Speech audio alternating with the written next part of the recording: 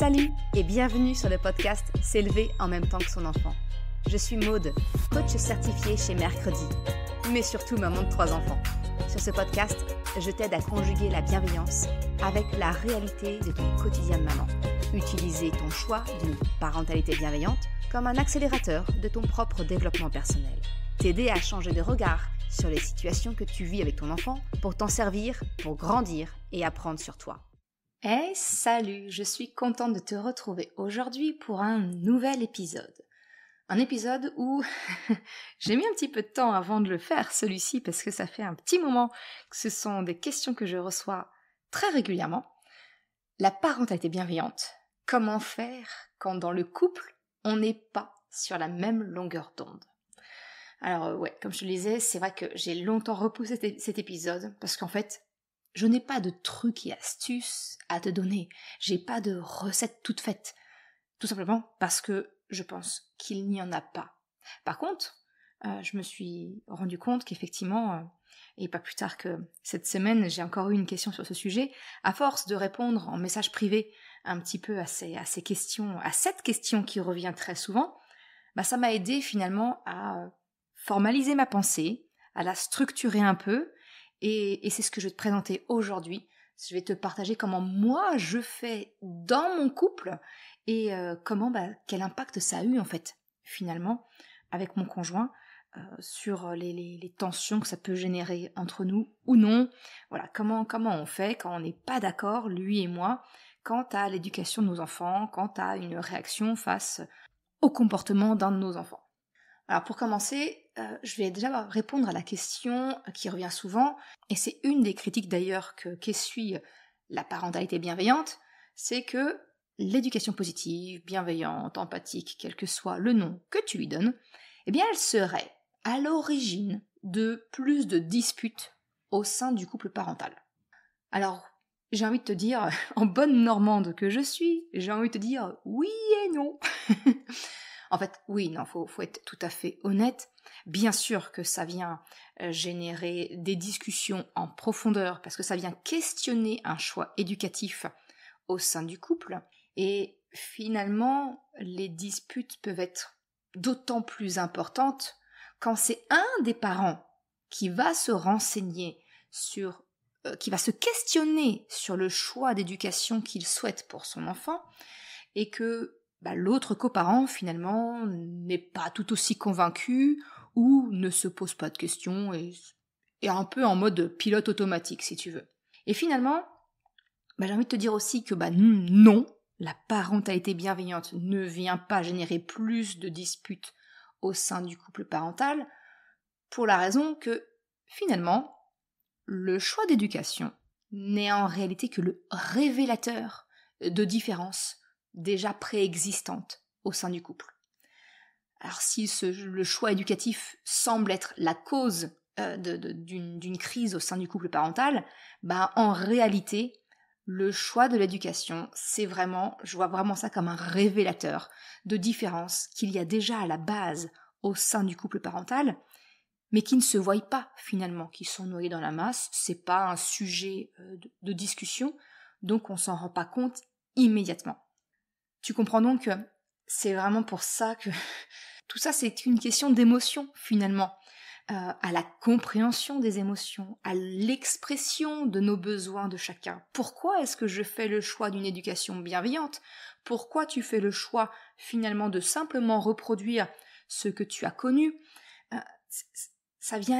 On vient exprimer en profondeur, ça demande un moment d'introspection quelque part. Et se former, évoluer, ça revient alors à saisir l'opportunité pour agir positivement et faire grandir le couple dans ses différences, dans potentiellement sa complémentarité. Donc tu vois, au-delà de s'élever en même temps que son enfant, c'est aussi le couple qui peut grandir si effectivement on saisit cette occasion des différences qui apparaissent, pas simplement pour les vivre comme des disputes quotidiennes, mais plutôt pour venir questionner en profondeur, se poser la question, qu'est-ce qui est important pour moi? Qu'est-ce qui est important pour toi? Comment on peut faire pour faire coïncider ça? Parce qu'on élève à 2 cet enfant. Donc voilà, comment on peut faire de nos différences, de notre complémentarité, finalement la force de notre couple. Donc voilà, j'en reviens encore et toujours aux émotions. C'est vraiment la racine de tout, selon moi en tout cas. Comprendre pourquoi on a ce besoin, pourquoi cette valeur, elle nous semble importante, et pas simplement s'arrêter au on a toujours fait comme ça, ou c'est comme ça que j'ai été élevé, j'ai grandi comme ça et j'en suis pas mort. Voilà, on peut peut-être espérer aller un peu plus loin que ça, finalement. Et tout ça, encore une fois, c'est tout ce que je te partage au sein de mes formations, et notamment la formation S'élever en même temps que son enfant. C'est vraiment d'apprendre à te connaître, pour alors être mieux outillé, mieux aligné, pour accompagner ton enfant, mais aussi, tu le comprends, pour mieux pouvoir en échanger avec ton ou ta conjointe. Alors si on avance un petit peu, allez, comment concrètement on peut agir quand le couple parental n'est pas sur la même longueur d'onde concernant l'éducation des enfants? Là, j'ai envie de te dire, finalement, moi je vois le couple, ce n'est qu'un type de relation humaine. Il y a les relations d'amitié, les relations de travail, les relations de voisinage, les relations familiales. Le couple, c'est un type de relation humaine. Mais toute relation humaine, je vois ça un peu comme un jeu de domino ou l'effet papillon. Je te laisse choisir la métaphore qui te parle le plus. Ce que je veux dire par là, c'est que quand tu agis sur toi, quand tu apprends à exprimer, à reconnaître et à exprimer tes besoins, tes valeurs, tu vas alors être en mesure de les communiquer, donc ta façon de réagir, de te comporter va être différente, et l'autre en face, donc dans ce cas-là, on va parler de ton conjoint ou de ta conjointe, l'autre va réagir aussi inconsciemment à cette nouvelle posture que tu peux avoir, à cette nouvelle expression que tu vas verbaliser. Donc c'est vraiment ça pour moi l'effet papillon ou le domino, c'est qu'en agissant sur soi, on va indirectement agir sur l'autre. C'est ce que je te dis tout le temps, c'est d'incarner finalement. Si je vais plus loin, tout ce que je te partage sur ce podcast, sur le site Mercredi, tout ça, ça a à voir avec la relation avec ton enfant. Mais encore une fois, la relation avec ton enfant, c'est un autre type de relation. Et tout ce que je te partage, absolument tous les sujets que j'ai abordés, c'est transposable dans n'importe quel type de relation, y compris dans ton couple. Donc, j'ai envie de te dire, si je dois résumer ça en une phrase, c'est incarne, et l'autre reproduira inconsciemment.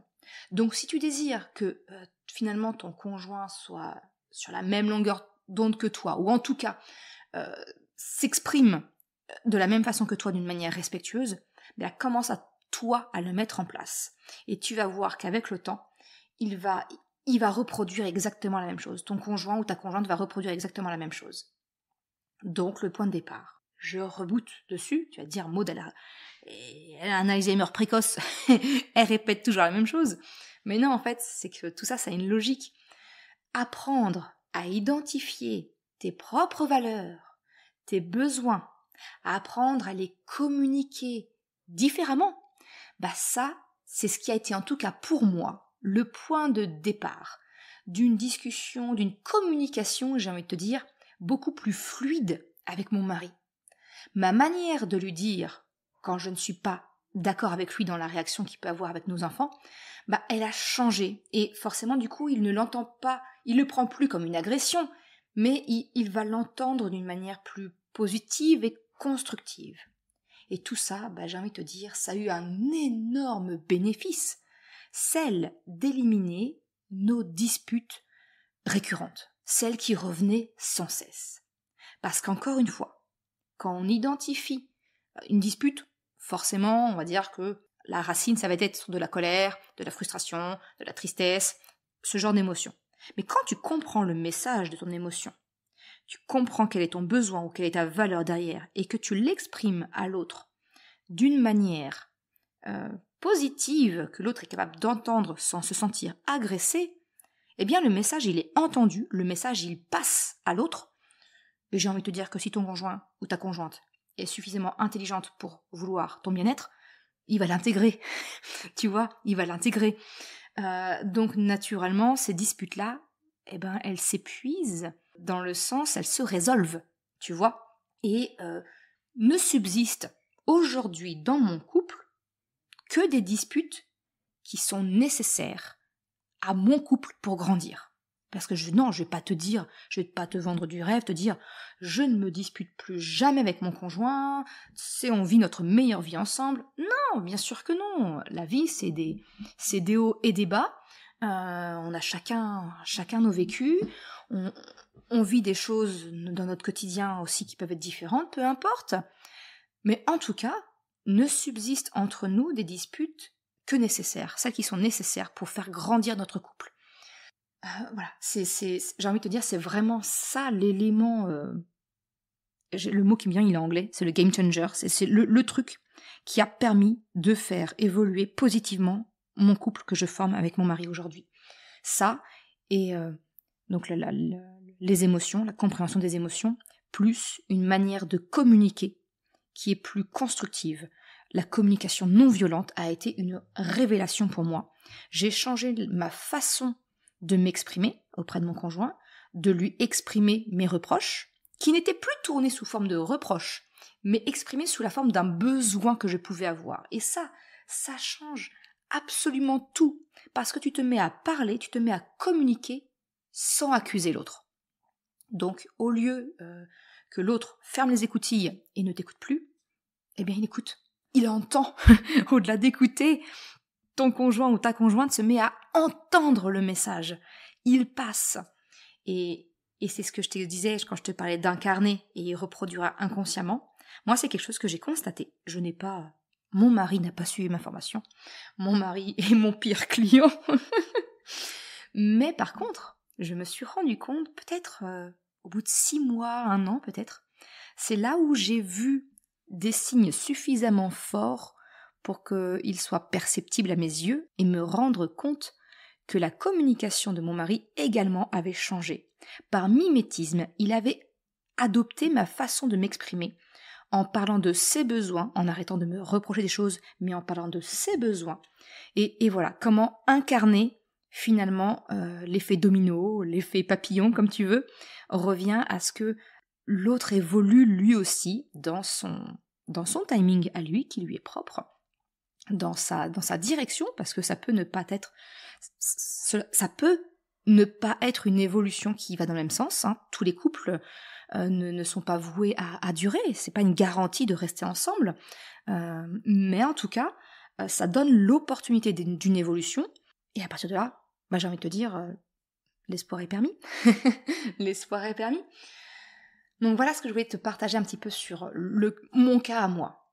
Donc si je résume, en gros, comment gérer les désaccords au sein du couple parental, la première des choses, déjà j'ai envie de te dire, c'est ne cherche pas à convaincre ton mari des bienfaits de ton choix d'éducation, de ta façon de faire bienveillante, empathique ou autre. Même si tu en es convaincu, et moi aussi, qu'on soit bien d'accord, convaincu, moi j'aime bien le langage des oiseaux, voilà, il y a con d'un côté, et il y a vaincu, c'est vaincre l'autre. Donc convaincre quelqu'un, c'est démontrer à l'autre que l'on a raison et que l'autre a tort. C'est une relation à gagnant-perdant. Alors comment veux-tu essayer d'incarner un modèle gagnant-gagnant avec ton enfant, alors que dans une autre relation, celle de ton couple, tu restes dans le modèle de gagnant-perdant? C'est pas possible, c'est pas constructif, c'est pas positif, tout simplement. Donc non. Et puis le pire, quand on cherche à convaincre l'autre, eh bien on a tous nos égos qui sont là pour nous protéger. Moi, les égos, pour moi, un égo, ce n'est pas quelque chose qu'il faut absolument enfermer, quelque chose de négatif. Non, un égo, il a une vocation pour moi, c'est de nous protéger. Alors même si c'est pas toujours de la bonne façon, il est là pour nous protéger. Et là, c'est normal, quand on cherche à convaincre l'autre, eh bien on fait appel à son ego de venir se mêler dans la bataille pour protéger l'autre de ce sentiment de perdre face à nous, tu vois, de perdre la face, de cette relation gagnant-perdant. Il va se mêler à la bataille, et c'est là où ça devient la guerre, à la maison, entre les parents. Donc non, déjà, vraiment, ne cherche pas à convaincre ton conjoint ou ta conjointe. L'autre chose, c'est qu'il faut bien réaliser, c'est que vous avez beau former un couple, on a tous notre histoire, notre vécu, notre enfance, notre passé, qui fait qu'on a des blessures internes, on a des croyances qui se sont installées, on a des automatismes qui se sont installés, et par rapport à une situation, ça va venir peut-être activer l'un de vous deux, ça va générer des pensées dans la tête, donc ces pensées vont générer des émotions, et les émotions vont expliquer finalement la réaction qu'on peut avoir, bonne ou pas bonne, peu importe. Mais tu vois, c'est vraiment, ça c'est quelque chose que je t'ai parlé dans la mini-séance de coaching que je t'ai proposée sur le podcast. C'est le lien entre les pensées, les émotions et finalement la réaction. Ça aussi, tu le retrouves dans le guide gratuit, la boussole des émotions. Si tu veux aller un peu plus loin, effectivement, la boussole des émotions, tu peux le télécharger gratuitement et ça te donnera une première approche de ce lien étroit qu'il existe entre nos pensées, nos émotions et notre façon de réagir à une situation. Et voilà, on a chacun notre propre réaction et finalement, venir comprendre ce mécanisme de relation entre pensée, émotion et réaction, l'expérimenter, c'est ça qui va être finalement nécessaire pour comprendre c'est quoi le déclencheur de ton émotion, c'est quoi la valeur, le besoin que le comportement de l'autre vient de réveiller et vient d'activer. Et ça, vraiment, le fait de comprendre ce mécanisme, l'expérimenter, c'est ce que je t'accompagne à faire au sein de mes formations en ligne. C'est vraiment nécessaire pour arriver à déconstruire, identifier tes déclencheurs et pour pouvoir avancer positivement. Le deuxième point pour gérer, selon moi, les désaccords au sein du couple parental, il y a cette fameuse question, chacun a son opinion dessus, est-ce qu'il faut se disputer ou non devant les enfants ? Est-ce que c'est bon ou est-ce qu'il faut faire ça entre nous, il faut temporiser et faire ça entre nous ? J'ai envie de te dire, je ne suis pas de celles qui vont te conseiller, non, retiens l'émotion que tu as, attends 21h que tout le monde soit couché et endormi pour pouvoir avoir la discussion avec ton conjoint.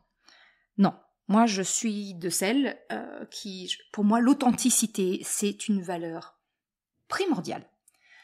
C'est vraiment, je suis incapable, de toute façon, je suis un livre ouvert, mon mari aussi. Il n'est pas question que j'attende que mes enfants soient couchés et endormis pour pouvoir dire à mon mari, là, comment tu as réagi avec notre enfant, je suis pas d'accord, ça me va pas du tout, faut qu'on en discute. Alors d'une part, je peux pas faire ça parce que j'ai une mémoire de poisson rouge, c'est-à-dire que je vais oublier pourquoi j'ai ce ressentiment, pourquoi j'ai cette colère vis-à-vis de mon conjoint, pourquoi je ne suis pas d'accord avec lui, mais par contre je vais garder l'émotion. Donc autant te dire que je n'aurai aucun message à faire passer, la discussion ne sera pas constructive et on pourra rien en sortir de bon. Ça c'est la première chose, c'est que j'ai une mémoire de poisson rouge, je ne sais plus pourquoi, quel est le motif de la dispute, si je n'en parle pas immédiatement, je ne m'en souviens plus. La deuxième chose, c'est que finalement, les enfants ne sont pas dupes. Je te l'ai déjà dit, dans plein d'épisodes de podcast, je t'en parle, la communication verbale, les chiffres sont pas exacts et on n'est pas tous d'accord, mais en gros, la majorité de la communication passe par le comportement, passe par la posture, passe par le langage non verbal. Le langage verbal, dans la communication, c'est une part minime, contrairement à ce qu'on pourrait penser. Donc, même si, admettons, tu te dis, non, on ne se dispute pas devant les enfants, on garde ça pour ce soir quand tout le monde sera couché et qu'on va se retrouver entre nous, et que tu as une meilleure mémoire que moi, j'ai envie de te dire, tes enfants sont pas dupes. Ils vont bien voir, ton corps, ta façon de réagir avec ton conjoint ne va pas être la même. Tu vas pas être détendu. Tu vas pas. Moi, je sais que par exemple, je vais être plutôt quelqu'un qui va avoir un regard fuyant. Je vais avoir beaucoup de mal à regarder mon conjoint dans les yeux, à lui sourire, alors que j'en ai gros sur la patate et que je lui en veux. Je ne sais pas faire. Donc tu vois, les enfants ne sont pas dupes. Ils le voient très bien quand il y a une tension entre les parents. Pour terminer de t'exprimer ma vision des choses, c'est exactement pour moi la même raison pour laquelle il est nocif pour ton enfant de lui dire oui ça va quand tu ne vas pas bien mais que tu veux juste le protéger. Ça, je t'en ai parlé dans l'épisode 27 du podcast. Pour moi tout ça, ça revient à mentir. Ça revient à mentir à notre enfant. Alors certes, pour le protéger, mais en réalité, on le protège de rien du tout. Parce que, encore une fois, ils ne sont pas dupes. Ils ne savent pas ce qui se passe. Donc le problème en plus, c'est qu'ils peuvent imaginer le pire. Ils peuvent imaginer bien pire que ce que c'est en réalité. Mais ils perçoivent qu'il y a un truc qui coince, qui ne marche pas. Et j'ai envie de te dire, le dernier élément qui vient me dire que, non, on a le droit de dire qu'on n'est pas d'accord devant nos enfants, c'est que finalement, on incarne le modèle que l'on souhaite être pour nos enfants, quand eux ne sont pas d'accord avec un frère, une sœur, un camarade ou quelqu'un d'autre. Ils nous voient et comment on réagit, nous, quand on n'est pas d'accord avec l'autre, et ils peuvent apprendre de nous. C'est vraiment tout le but d'incarner finalement le comportement que l'on attend de la part de nos enfants. L'autre question qui revient très souvent dans les messages privés que je peux avoir sur les différends entre les parents, c'est est-ce que finalement je dois intervenir quand mon conjoint me semble injuste avec nos enfants ou n'a pas une parole, un comportement que je juge acceptable, ou est-ce qu'au contraire je dois intervenir et protéger mon enfant? C'est quoi la bonne façon de faire? Bon, j'ai envie de te dire, je suis pas sûre qu'il y ait une bonne façon de faire. Encore une fois, je peux que t'exprimer comment moi je réagis. Je n'ai pas la prétention d'avoir la science infuse, loin de là. Garde ton libre arbitre, surtout, que ce soit moi ou n'importe qui d'autre. Mais encore une fois, je te propose une façon de faire et à toi de voir et de prendre ce qui te correspond, ce qui te parle. Moi, j'estime que quand, par exemple, mon mari a une parole que je juge humiliante pour mes enfants, ou que je vois que mon enfant, en tout cas lui, le prend pour une humiliation, ou il est trop dur, il est injuste, il n'agit pas de la bonne façon, bref, peu importe, j'exprime le fait que je ne suis pas d'accord avec lui, avec sa façon de faire. Je l'exprime haut et fort devant mes enfants. Parce que, d'une part, ça me permet d'agir tout de suite sur le fait que je ne suis pas d'accord et je ne cautionne pas ça. Ça me permet aussi de protéger mon enfant, de lui expliquer qu'effectivement, on ne partage pas le même point de vue. Et finalement, je vais arriver à temporiser. C'est-à-dire quand c'est une grosse discussion, je sais pas moi, est-ce qu'il a le droit de sortir ou autre, est-ce que une sortie avec un copain, ou quelquefois, oui, il est déjà arrivé que mon mari punisse mes enfants, et tu connais mon avis sur les punitions, je t'en ai déjà parlé, ça aussi, sur le podcast. Sur les punitions, j'ai dit non, je vois pas pourquoi est-ce qu'il serait puni. Une conséquence, oui, mais là c'est clairement pas une conséquence. Donc moi ce que je te propose, c'est que stop. Là clairement, ton comportement, mon fils ou ma fille, n'est pas acceptable. Ça, je suis d'accord avec papa, il n'y a aucun souci là-dessus. Ça, c'est juste pas acceptable. Par contre, comment on agit par rapport à ça, je vais en parler avec papa. Et là, je temporise finalement, tu vois.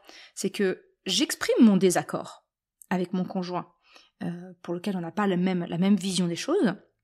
Donc je me sens libre. Je me sens libre d'exprimer mon opinion. Je me sens libre de protéger aussi quelque part mon enfant, de dire attends, oula, ça va trop loin, tout en notant le fait que le comportement n'est pas acceptable. Je ne viens pas invalider ce que dit mon mari.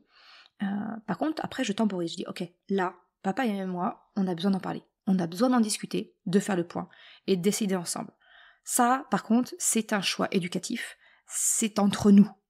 Là, je vais expliquer à mon enfant que ça, c'est une discussion qu'on doit avoir, mon mari et moi, ensemble, en son absence. Parce que justement, je veux pas rentrer dans cette discussion qui peut contredire mon mari, qui peut l'humilier en lui disant « non, mais là, on fait pas comme ça » ou autre. Tu vois, c'est vraiment cette histoire de je ne viens pas saper l'autorité de mon mari, mais je viens la questionner, je viens dire clairement que je suis pas d'accord. Et on va en discuter. Et on va revenir vers notre enfant pour, ok, une fois qu'on se sera mis d'accord. Quand c'est possible, quelquefois, il s'est déjà arrivé qu'il n'y ait effectivement pas de compromis entre nous. Et en quel cas, il m'est déjà arrivé de dire, je veux pas saper l'autorité non plus de mon mari, donc dire, mais écoute, je te laisse la responsabilité de punir par exemple notre enfant, mais je dis clairement à mon fils ou à ma fille, je suis pas d'accord. Clairement, je suis pas d'accord. Mais là, c'est papa qui a pris le lead. Moi, j'étais pas présente, donc je peux pas juger. Je n'étais pas là, donc je ne peux pas savoir. Mais voilà, c'est déjà arrivé qu'effectivement, on n'arrive pas à trouver de consensus entre nous. Bien sûr que c'est possible. Mais par contre, je me sens suffisamment alignée avec moi-même et ça mon mari le sait, c'est une valeur importante pour moi de garder l'expression de mes émotions, de mes besoins, de mes valeurs, de dire là, moi je suis pas en phase. Donc si notre enfant doit en vouloir à quelqu'un, ça sera à toi. Parce que je cautionne pas ton comportement, je cautionne pas la réaction que tu as vis-à-vis de ça. Voilà. Le fait de pouvoir dire, encore une fois, de dire devant mon enfant, ouh là là, moi je suis pas d'accord là, je suis pas d'accord avec l'approche de papa, je vais en parler avec lui, on va en discuter et on verra ensuite. Ça me permet aussi finalement de temporiser. Ça va me permettre de nous exprimer, mon mari et moi, une fois un peu redescendu émotionnellement. Tu vois, on met un petit peu de distance par rapport à la situation qui vient de se passer et ça nous permet potentiellement d'en reparler un peu plus calmement, de manière un peu plus objective, moins dans nos automatismes et justement plutôt d'intégrer la communication non violente, de parler sans accuser, ce genre de choses. Donc voilà un petit peu comment concrètement ça se passe entre mon mari et moi.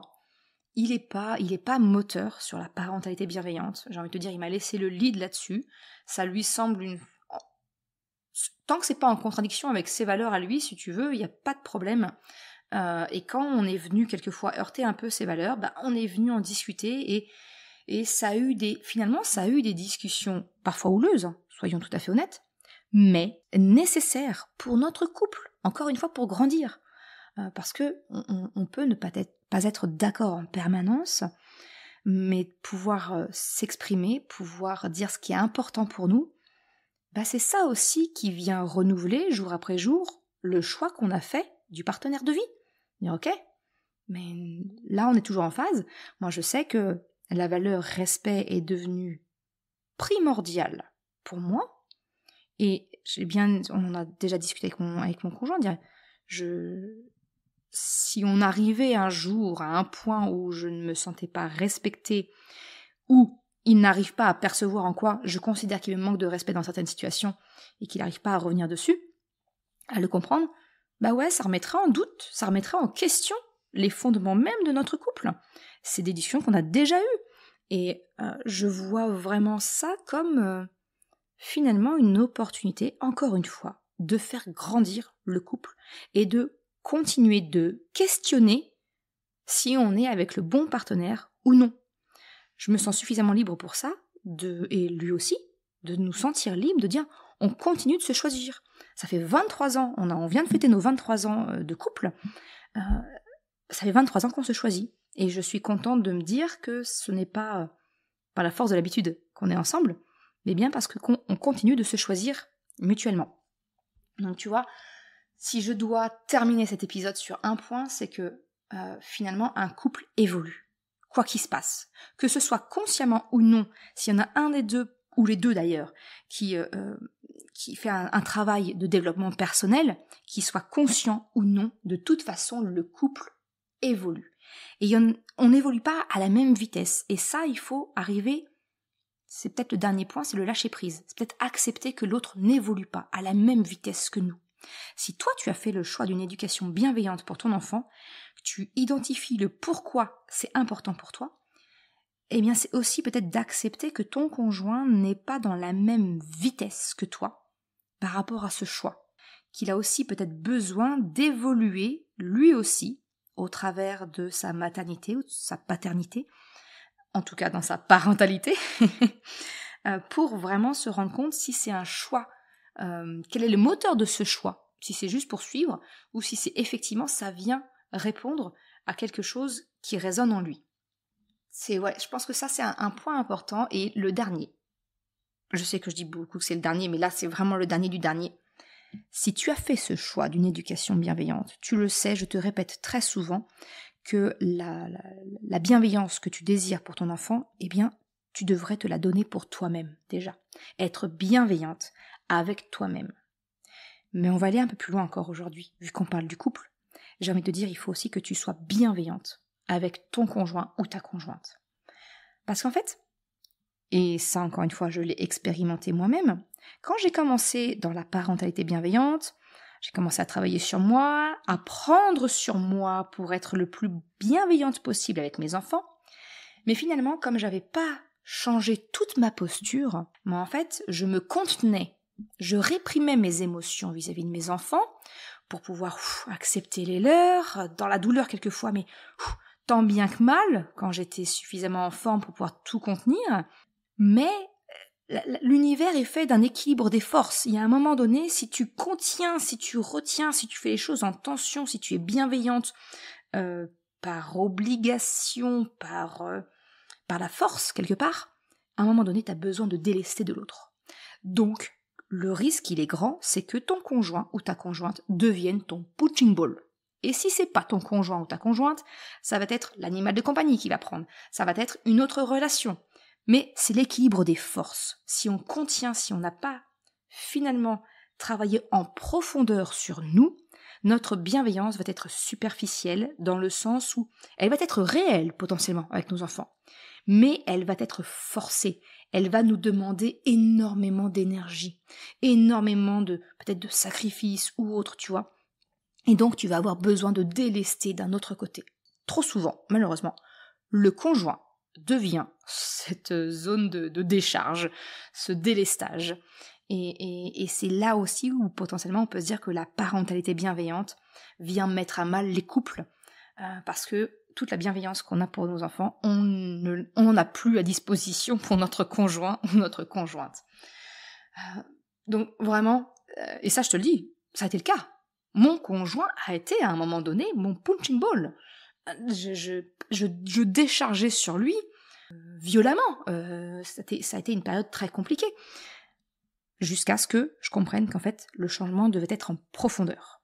Pour vraiment apprendre à me connaître, me respecter, à vraiment être bienveillante avec moi-même, donc à accepter d'être une maman parfaitement imparfaite. Et du coup, la bienveillance avec mes enfants n'était plus faite dans la force, ne me demandait plus d'énergie. Non, aujourd'hui, ça ne me demande pas de l'énergie, ça ne me demande pas un sacrifice de moi-même. C'est toute ma posture qui a changé. Et c'est ça qui est nécessaire, que ce changement, il doit vraiment être en profondeur pour que tu puisses te sentir réellement apaisé. Et c'est à ça que je t'accompagne. C'est ce que je t'apprends à mettre en place, concrètement, dans la formation, s'élever en même temps que son enfant. C'est ok que dans un couple, il y en a un qui va évoluer en premier, et l'autre va évoluer aussi en fonction. Soit en accord, effectivement, soit en désaccord, mais tout le monde évolue.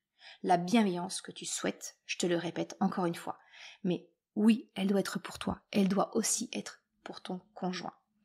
Je pense que c'est vraiment finalement la clé de tout ça. C'est pas juste un choix d'éducation que tu as fait. Finalement, c'est une façon de comment modifier, comment impacter toutes les relations que tu peux avoir avec les autres. Voilà ce que je voulais te partager dans l'épisode d'aujourd'hui. J'espère que ça te donne quelques pistes. Et encore une fois, si tu désires aller plus loin, je serai heureuse, vraiment ravie de pouvoir t'y accompagner. Pour ça, je te donne rendez-vous sur mercredi.com/formation au singulier et tu pourras découvrir le programme en ligne S'élever en même temps que son enfant. Je te remercie d'avoir écouté cet épisode jusqu'à la fin. Si tu souhaites soutenir le podcast pour m'encourager à continuer à créer des épisodes, tu peux le faire sur le site mercredi.com/soutien en me faisant un don libre.